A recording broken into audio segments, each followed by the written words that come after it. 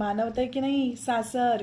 काय सांगू ग, सासरी गेल्यापासून ना सासूबाईंनी फक्त मला किचनचेच धडे गिरवायला सांगितलेत. घरातली महाराणी नाही, किचनची महाराणी झालीये मी.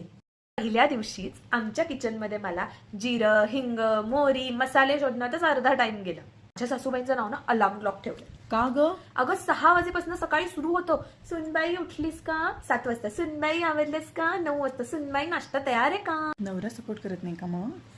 त्याचं तर तू काय विचारूच नको. नवरे असतात बायकोच्या ताटाखालचं मांजर, हा आईच्या ताटाखालचा बोका आहे.